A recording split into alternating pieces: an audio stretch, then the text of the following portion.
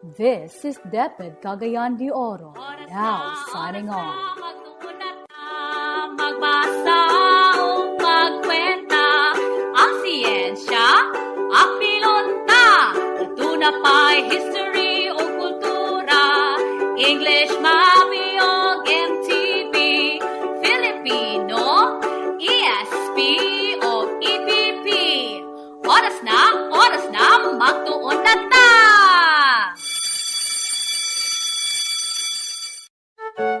Mga bata, maayong adlaw kaninyo. Kumusta na mo? Andaman yung mga gamit, kay magsugod na ang eskwelahan sa kahanginan. Kini ang Learn O'Clock.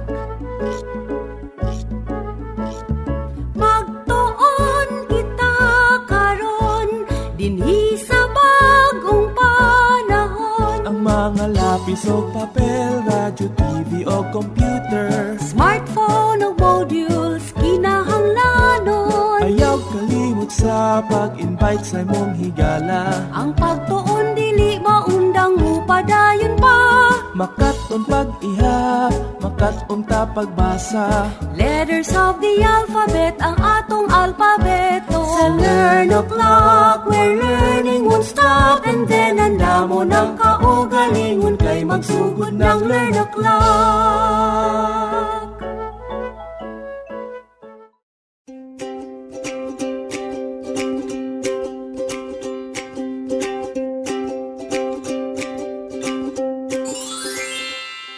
Hi kids, good day. This is Teacher Marichu, your grade 3 teacher on air from South City Central School.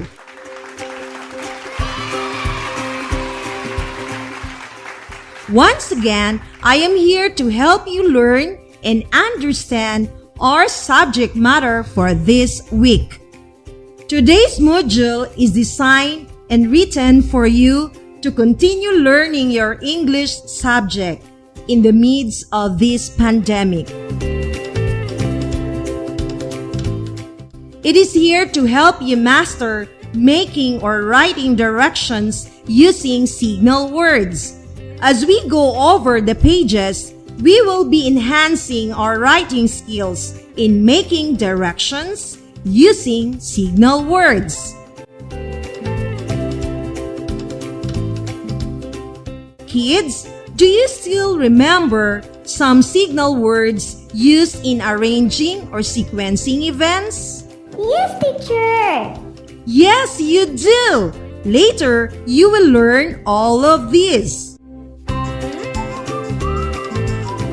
Last meeting, we talked about cause and effect relationship. Can you still remember the use of cause and effect? How do they differ? Good! When we say cause, it is the reason. And when we say effect, it is the result.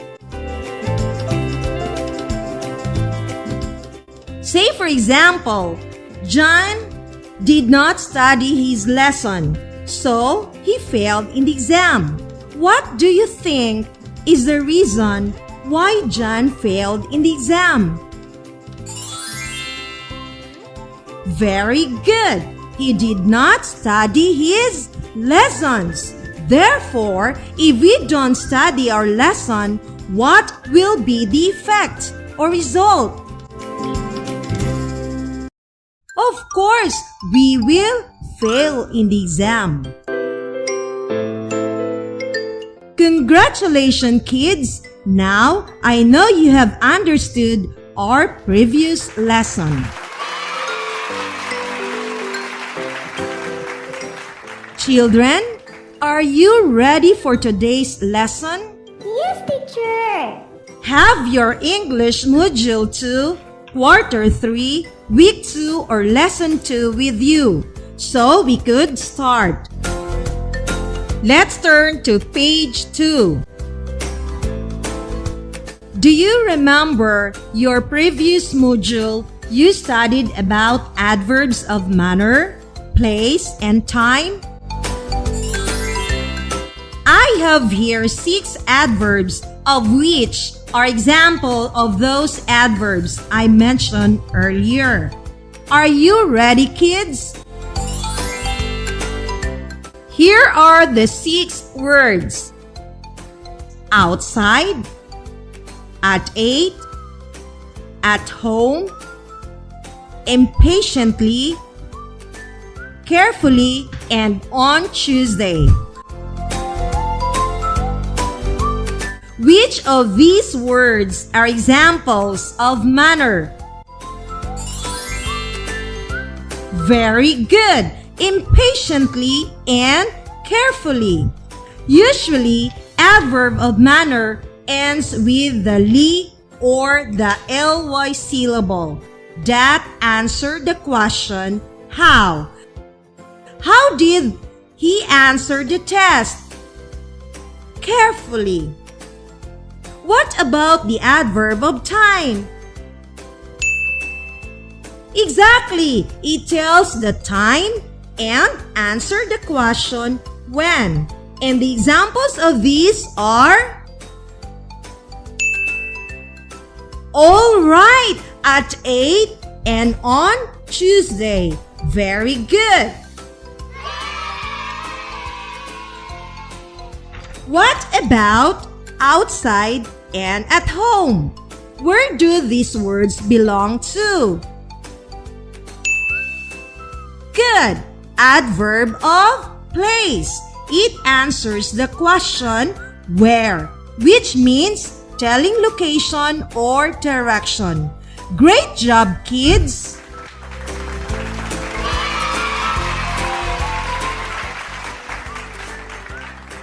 Now we shall proceed to the focal point of our discussion. Discussing with you about adverbs are just an introduction of our lesson. To give us the lead and a better understanding of how signal words help us a lot in giving direction or steps, and how will these signal words teach us to write our own direction. To start off, kindly turn your module to page 3.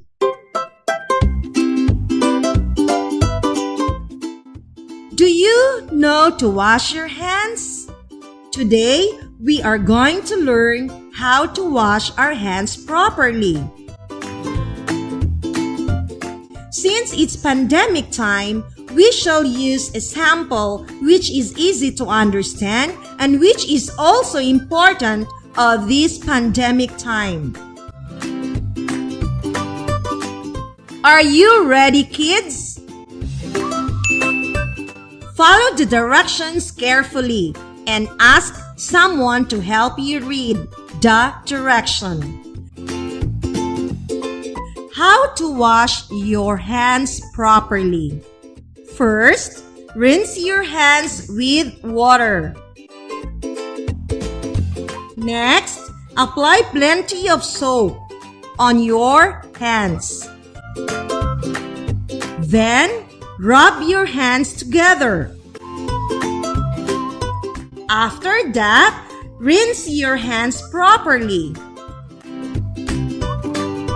Finally, dry your hands with clean towel. Have you followed the direction properly? Are your hands clean now? Good job, kids! Let us do it every now and then to be freed from germs, viruses, and COVID-19. Remember, prevention is better than cure. What did you observe with the steps given? Are there signal words you heard? What are signal words? How or when to use them? Again, the signal words you will be learning introduce the steps in a process or sequence of events. Can you give me some examples of signal words you still remember in mind? All right. First, next, then, after that, and finally or lastly. I am so happy that your previous lesson a year ago is still in mind. Children, do you know when to use those signal words? Yes, good answer. We use the word first step of our direction. Well said, kids. Great job! What about the use of other word signals?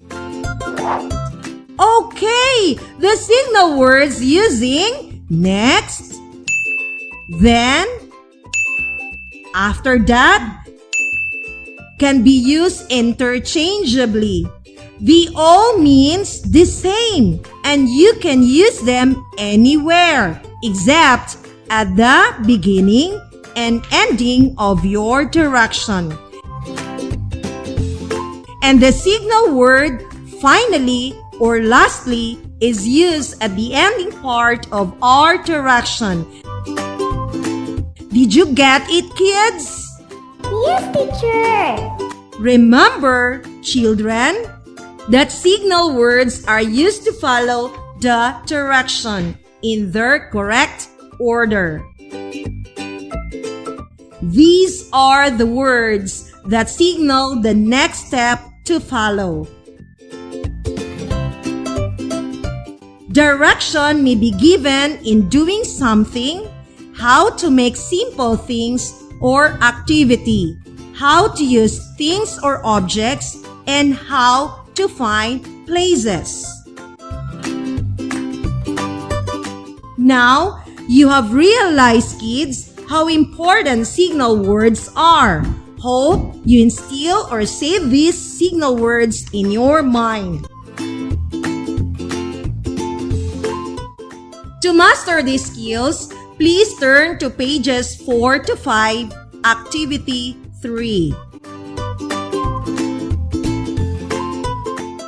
Let's try to make direction or steps in baking a cake by completing the steps using signal words. First, next, then, after that, and finally. The sentences are: Sentence 1. Prepare all the ingredients and kitchen utensils. What do you think is the appropriate signal word to use? All right, first. Sentence number 2. Mix all the ingredients in a bowl. What signal word is lacking? Good. Next. What about the signal word then? What sentence we can use this word? Very good. Sentence number 3. Shall we say our answer? Then put the mixture in the oven. The fourth sentence, the appropriate signal word to use is? All right, it is after that. So sentence number 4 is, after that, let the cake cool down. And sentence number 5 puts some icing or frosting on the cake. How would we end our steps in baking a cake? Excellent answer. Finally or lastly. Please check your answer. It is finally, put some icing or frosting on the cake.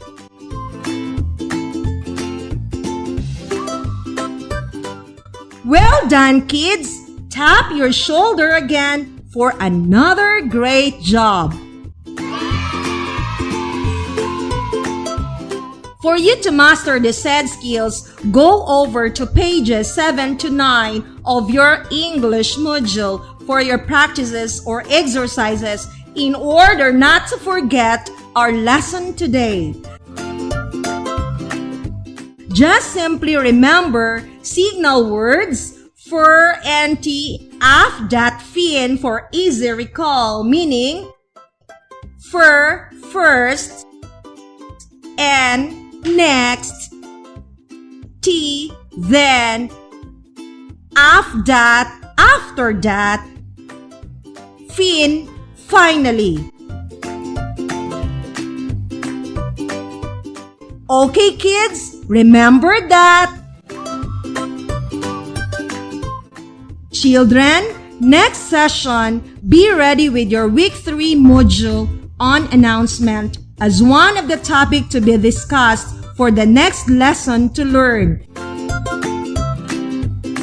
Just always remember kids that the wisest men follow their own direction.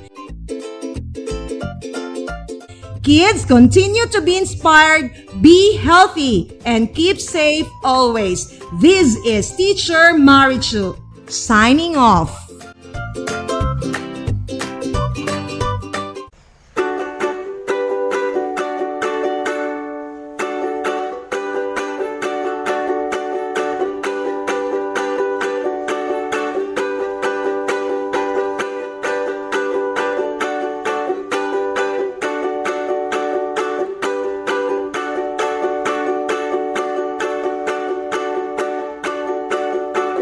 Kini ang DepEd Cagayan de Oro. Salamat sa pagpaminaw.